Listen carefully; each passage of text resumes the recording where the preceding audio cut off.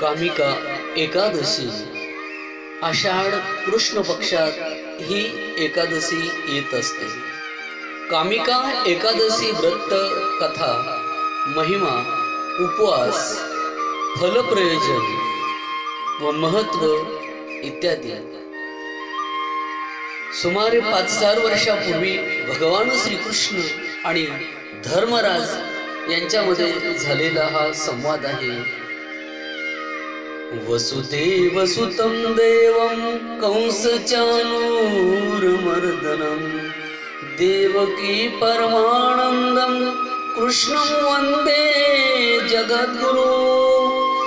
संपूर्ण विश्वाचा जगद्गुरु असणारा भगवान श्रीकृष्ण त्याला राजा धर्माने एकादशीचं महत्व विचारत असताना विचारलं की हे यादवा, हे कृष्णा, हे मुकुंदा, मला कामिका एकादशीचं महत्व सांग, तिच्या उपवासाचा महिमा सांग, तिचं फल प्रयोजन सगळं काही ते तू सांग। त्यावेळी भगवान श्रीकृष्णाने राजा धर्माला सांगितलं की हे धर्मा, तू नीट चांगलं चित्त देऊन, नीट लक्ष ठेवून, अवधान देऊन कामिका एकादशीचं महत्व ऐक। फार पूर्वीची ही कथा आहे। फार पूर्वी अयोध्येत सूर्यवंशातील अंबरीश नावाचा राजा राज्य करीत होता। तो अतिशय पराक्रमी होता, नीतिमान होता, धार्मिक होता, न्यायी होता, विष्णू भक्त होता। प्रजेचं त्याच्यावर अतिशय प्रेम होतं आणि त्याचंही प्रजेवर पुत्रवत प्रेम होतं। तो सार्वभौम राजा असल्यामुळे त्याची कीर्ती सर्व ठिकाणी सर्वत्र पोहोचलेली होती, पसरलेली होती। सर्व राजे देखील त्याला सार्वभौम राजा मानत होती। त्याची कीर्ती सर्वत्र कैलास लोक, इंद्रलोक, पाताळ, स्वर्ग, इंद्रलोक सर्व ठिकाणी पोहोचलेली होती। एकदा नारद मुनी आणि त्यांच्या भेटीचा योग आला आणि ज्यावेळी नारद मुनी आणि अंब ऋषींचं त्या ठिकाणी भेट झाली, त्यावेळी नारदांचं भजन ऐकून प्रथम त्यांचं मन शांत झालेलं आहे। श्रीमन्नारायण नारायण नारायण, श्रीमन्नारायण नारायण नारायण, श्रीमन्नारायण नारायण नारायण, श्रीमन्नारायण नारायण नारायण। नारद मुनीची भेट झाल्याबरोबर त्या ठिकाणी अंबरीशी राजा यांनी नारद मुनीला संत समजून त्या ठिकाणी त्यांची पूजा केली आणि पूजा केल्यानंतर सांगितलं की खरंच काय संताच्या भेटीचा हा दुर्लभ, बहुदुर्लभ, बहु अवघड आहे संत भेटी, परी जगजेठी करुणा ठेवी। काय संतांचा महिमा असतो। आज मी भाग्यवान आहे, माझं महापुण्य आज फळाला आलेलं आहे आणि म्हणून श्री संताची या माथा चरणावरी साष्टांग हे करी दंडवत, किंवा संतांची या पायी हा माझा विश्वास, सर्व भावे दास झालो त्यांचा। संत कोणाला म्हणतात? ज्याचे विकार शांत झालेले असतात, ज्याची वृत्ती शांत झालेली असतात त्यांना संत म्हणतात, किंवा तेची संत सोशी जगाचे अघात। साधू संत येती घरा तुझी दिवाळी दसरा, किंवा संत संगतीचे काय सांगू सुख आपण पारखे नाही तेथे, किंवा धन्य आज दिन संत दर्शनाचा अनंत जन्मीचा। सीन गेला माझ्या अनंत जन्माचा या ठिकाणी सीन गेलेला आहे। एवढंच नाही तर धन्य आज दिन संत दर्शनाच्या, संतांच्या संगती मनोमार्ग गीती, किंवा संत कोणाला म्हणतात? जे का रंजले गांजले त्यासी म्हणे जो आपुली, तूची साधू ओळखावा देव तिथेची जाणावा। याप्रमाणे संतांचं दर्शन झालेलं आहे, मला महत् पुण्य प्राप्त झालेलं आहे। त्यांची चांगली षडशोपचारे पूजा केली आणि नारद मुनींना त्या ठिकाणी बसण्यासाठी स्थान दिलेलं आहे। नारद मुनीला स्थान दिल्यानंतर त्या ठिकाणाहून नारद मुनी त्याचा सर्व त्या ठिकाणचा औपचारिक स्वागत वगैरे सत्कार करून ते पुढे निघालेले आहे. पुढे गेल्यानंतर नारद मुनींना त्या ठिकाणी दुर्वास मुनी भेटली. नारद मुनींनी दुर्वास मुनींना ऋषी म्हणून नमस्कार केला, साष्टांग नमस्कार केला. पण दुर्वास ऋषीने मात्र त्यांना नमस्कार केला नाही. कारण दुर्वास हे ऋषीतील सर्वश्रेष्ठ असून महाज्ञानी होते, परंतु त्यांच्या ठिकाणी गर्व होता, त्यांच्या ठिकाणी त्यांच्या तपश्चर्याचा अभिमान होता. ते अतिशय तामसी, रागीट आणि तापट स्वभावाचे होते. आणि म्हणून त्यांनी मात्र नारदाला त्या ठिकाणी नमस्कार केलेला नाही. नारदांनी त्याच वेळी ठरवलं की आता आपल्याला याचं गर्वहरण करायचं आहे. आणि म्हणून स्वतः लीनतेने बोलून त्याच्यापासून कुशलतेने वाट काढून त्या ठिकाणी निघून जात असताना पुन्हा दुर्वासाने विचारलं का आपण कुठे गेले होते, कशासाठी गेले होते, काय करत होते. त्यावेळी नारद मुनींनी सांगितलं एकदम की मी मृत्यू लोकामध्ये विष्णूचा अतिशय महान भक्त असणारा अंबरीश राजा याच्या दर्शनासाठी गेलो होतो. तो निस्सीम विष्णू भक्त आहे. त्याची कीर्ती विश्वामध्ये म्हणजे दरवळत आहे. वाऱ्या हाती माप चाले सज्जनांची कीर्तिमुखी त्यांचे नारायण त्याप्रमाणे. आणि तो एकादशीचा उपवास, एकादशी व्रत, दशमी, एकादशी, द्वादशी हे तिन्ही व्रत अतिशय मनापासून करत आहे. अनेक वर्ष तो ही व्रत करत आहे आणि त्यामुळे त्याची कीर्ती सर्व ठिकाणी पोहोचलेली आहे. त्या ठिकाणी दुर्वास मुनीला तो विष्णूचा भक्त असल्यामुळे हे सहन झालं नाही. आणि काही करून झालं तरी याची अपकीर्ती करण्यासाठी आपण प्रयत्न केला पाहिजे. आणि म्हणून त्यासाठी त्यांनी अपकीर्तीचा चांग बांधला. ऍक्च्युअली पाहता शिव आणि विष्णू भक्त यांच्यात अनेक वर्षापासून त्या ठिकाणी विरोध आहे. काही लोकांना हे कळत नाही, त्यामुळे ते एकमेकाला विरोध करतात.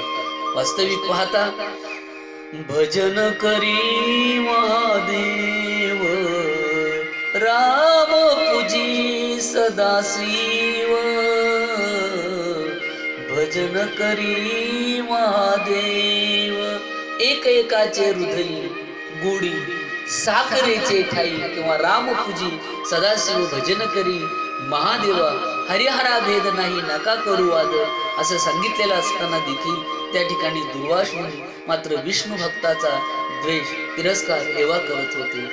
आणि म्हणून त्या ठिकाणी तो एकादशीचं व्रत करत आहे. आणि जो अंबरीश राजा हा एकादशीचं व्रत, त्याने दशमीचं व्रत नित्यनेमाप्रमाणे एक टाइम, एक वेळा भोजन घेऊन त्या ठिकाणी ते व्रत केलं होतं. द्वादशीला त्यांनी त्या ठिकाणी निर्जल व्रत केलं होतं. आणि आता आपलं एकादशीला निर्जल व्रत केलं होतं आणि द्वादशीला तो त्या ठिकाणी व्रत करत होता. आणि आता पारणं सकाळी सोडायचं होतं. त्याच वेळी दुर्वास मुनी आपल्या सहस्र हजार शिष्यासाठी त्या ठिकाणी आले. त्याने अतिशय मनोभावाने दुर्वासाची पूजा केली. हा अलभ्य लाभ आहे, भाग्याचा माझ्या उदय आहे, हा संत दर्शनाचा लाभ आहे. आणि म्हणून त्यांनी पूजा केलं. आणि आपल्या बरोबर त्या ठिकाणी हे एकादशीचं पारणं म्हणजे द्वादशीचं पारणं सोडण्यासाठी त्या ठिकाणी जेवण आपल्याकडून भोजन तुमच्या शिष्याचं घेऊन जा. त्यांनीही भोजन कबूल केले. आणि मग दुर्वास मुनी गंगेवर स्नानासाठी गेले. आता दुर्वास मुनी गंगेवर स्नान गेल्यानंतर ताबडतोब दुर्वासांनी खरं तर परत यायला पाहिजे होतं. पण दुर्वासांनी एवढा वेळ लागला की द्वादशीचं व्रत संपत आलं, पुढे त्रयोदशी लागत आली, तरी पण वेळ झाला तरी काही केल्याने दुर्वास येत नाही. राजा खूप दुःखी झालेला आहे. आता करायचं काय? एकतर व्रतभंग होईल किंवा जर ऋषीचा अपमान झाला तर हे ऋषी आपल्याला शाप दिल्याशिवाय राहणार नाही. वेळ तर द्वादशी संपून आता त्रयोदशीची सुरू झालेली आहे. राजा एका ब्राह्मणाकडे गेला आणि त्यांनी सांगितलं की माझ्या पुढे महाराज अशा प्रकारचं संकट निर्माण झालेलं आहे. एकतर मला शाप मिळेल किंवा माझं व्रतभंग होईल, मी काय करावं? त्यावेळी त्या ब्राह्मण काकांनी त्यांना मार्गदर्शन केलं की तू काय कर, विष्णूस नैवेद्य समर्पण करून तीर्थ तुलसी दल भक्षण कर. म्हणजे भोजन केल्याचं, पारणं सुटल्याचंही त्या ठिकाणी पुण्य लागेल, तुझं व्रतही भंग होणार नाही आणि शेवटी तू भोजन न करताही तुझं हे पारणं पूर्ण होईल. आणि तुला द्वादशी सोडल्याचं फळ देखील मिळेल. दोन्ही साध्य होतील. मन प्रसन्न होईल, तुझा चेहरा टवटवीत होईल. आणि त्याप्रमाणे त्यांनी तुलसी दल समर्पित करून त्या ठिकाणी हे पाणी घेतलं आणि त्याचा चेहरा टवटवीत झाला. तो शांत झाला, मन समाधानी झालं, कारण त्याला प्रश्नाचं उत्तर मिळालं होतं. बराच वेळ झाल्यानंतर दुर्वास मुनी त्या ठिकाणी आली आणि आल्यानंतर राजा संवाद सुरू झाला. दुर्वास मुनी आल्यानंतर सांगितलं की बाबा तू माझ्या अगोदर का उपवास सोडलास? त्यांनी सांगितलं महाराज मी उपवास सोडला नाही, मी ब्राह्मण काकाला विचारलेलं आहे आणि त्यामुळे मी या ठिकाणी काय केलेलं आहे तर तुलसी दल अर्पण करून तिथं जलप्राशन केलेलं आहे, त्याच्यामुळे मी व्रत सोडलेलं नाही. अरे पण राजा तुझा चेहरा टवटवीत दिसतो, तू प्रसन्न दिसतोस, त्या अर्थी तू नक्की जेवलेला आहेस, भोजन केलेलं आहेस. आम्हाला 1000 लोकांना जेवायला सांगितलं, माझ्या शिष्यांना जेवायला सांगितलं आणि माझ्या शिष्यासमक्ष माझा तू अपमान करतोस.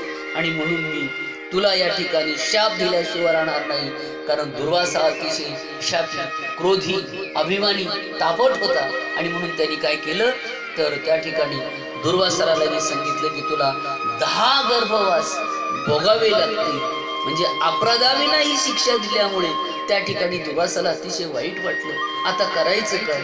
पण त्याच वेळी भगवान विष्णू जो पाठीराखा आहे, भक्तांचा पाठीराखा आहे, त्याने ताबडतोब आपलं सुदर्शन चक्र त्या ठिकाणी दुर्वास ऋषीच्या बाजूला सोडलं. भक्ता कारण्याने घेतली सेयाळी 10 गर्भवास सोसी वनमाळी. याप्रमाणे त्या ठिकाणी भगवंतांनी स्वतः ते अवतार घेतले आणि मग ते सुदर्शन चक्र ज्यावेळी सोडलं, अवताराचा विषय तर नंतर येईल, पण ज्यावेळी सुदर्शन चक्र सोडलं त्यावेळी ते सुदर्शन चक्र त्याच्या पाठीमागं लागलेलं आहे. भगवान श्रीकृष्णाचं ते सुदर्शन चक्र असं चमकतंय, फिरतंय. त्याला वाटलं आता आपला वध झाल्याशिवाय राहणार नाही. आणि मग तो मृत्यू लोकात पळायला लागला, स्वर्ग लोकात गेला, वैकुंठ लोकात गेला, विष्णू लोकात गेला, शेवटी तो कैलास लोकामध्ये गेला. तिथं भगवान शंकराची प्रार्थना करायला लागलेला आहे. कैलास शिवचंद्रमोळी फनंद माता मुकुटे झळाळी, कारुण्य सिंधू भव दुःख हारी, तुझ वीण शंभो मज कोण तारी. भगवान शिवाची आराधना करायला त्यावेळी भगवान शिवानी सांगितलं की तू विष्णूच्या भक्ताचा अपमान केलेला आहे. विष्णू आणि मी एकच आहे, हरिहरा भेद नाही, नका करू वाद. एवढं असताना माहीत देखील तू काय केलेलं आहे. मी त्याची पूजा करतो, तो माझी पूजा करतो. रामपूजी सदाशिव भजन करी महादेव. मी सुद्धा तुला आश्रय देणार नाही. तू काय कर, पुन्हा नारदांना शरण जा. पुन्हा तो नारदाकडे गेला. आता मात्र नम्रतेने त्यांनी साष्टांग लोटांग नारद मुनीला घातलेली, कुणी दुर्वास मुनीने. आणि सांगितलं की काही करा, पण या सुदर्शन चक्रापासून माझं संरक्षण करा, माझी सुटका करा. त्यावेळी नारद मुनीने सांगितलं की तू ज्याला त्रास दिलेला आहेस ना, ज्याला अपराधाविना शाप दिलेला आहे, असा जो अंबरीश राजा आहे, त्या अंबरीश राजाला जाऊन तू काय कर, त्याची माफी माग, त्याची क्षमा याचना कर. हा पुन्हा तिथे गेला, त्यांना नमस्कार केला, नतमस्तक झाला. अंबरीश राजाने त्याला नतमस्तक होऊ दिलं नाही, एवढं उचललं आणि त्या ठिकाणी सांगितलं की मी नवमी, दशमी, एकादशी आणि द्वादशीचं व्रत करत आहे. आणि त्यामुळे माझं जे काही माझ्याकडे पुण्य निर्माण झालेलं असेल, या पुण्यामुळे हे भगवान विष्णूची त्या ठिकाणी काय करायला लागलेली आहे, स्तुती करायला लागलेला आहे. श्री अनंता मधुसूदना पद्मनाभा नारायणा, जगत व्यापका जनार्दना, आनंदघना अविनाशा, सकळ देवा अधिदेवा, कृपाळू आजी केशवा, महानंदा मानुभवा, सदाशिवा सहज रूपा. हे भगवंता, या ठिकाणी तुझं हे सुदर्शन चक्र तू काय कर, परत घे. आणि माझ्याकडे जे काही दशमी, एकादशी, द्वादशी जे काही पुण्य साठलेलं असेल ना, त्या सर्व माझ्या महापुण्याचं फळ ते दुर्वास ऋषीला जाऊ दे आणि त्यांचं संरक्षण होऊ दे.